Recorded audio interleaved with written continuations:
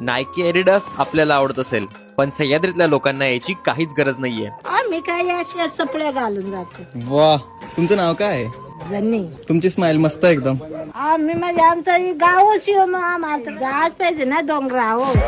आजींची इच्छा झाली की आजी डायरेक्ट डोंगरावर. जुनी ताकद आहे. आणि आम्ही नवीन ताकदवाले 15 जण कर्जत फास्ट पकडून वांगणी स्टेशनला उतरलो आणि सह्याद्रीच्या पायथ्याशी असलेल्या बेडीज गावला येऊन गेलो. म्हटलं 36 जिल्ह्याच्या सिरीज मध्ये किती दिवस एकटा फिरू, म्हणून या वेळेला सोबत आपल्या फॉलोअर्सला घेऊन गेलो. स्टार्टिंग पासून त्याला फॉलो करते तर मला खूप आवडत होते सगळं वगैरे. की भाई म्हणजे जी लाईफ आहे ती जगली कशी पाहिजे. अभ्यास करणं शिकण्यासारखं तर खूप काही आहे. मला खूप पर्सनल वाटते त्याची ग्रोथ.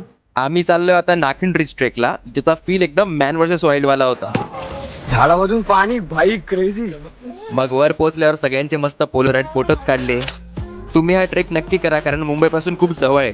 स्पेशली तुम्हाला सह्याद्रीतले गावातले लोक कसे राहतात ते बघायला मिळेल. प्रियम. शेवटी मी सगळ्यांना पत्र लिहिले होते, ते देण्याची वेळ आली आणि सगळे एकदम खुश होऊन गेले.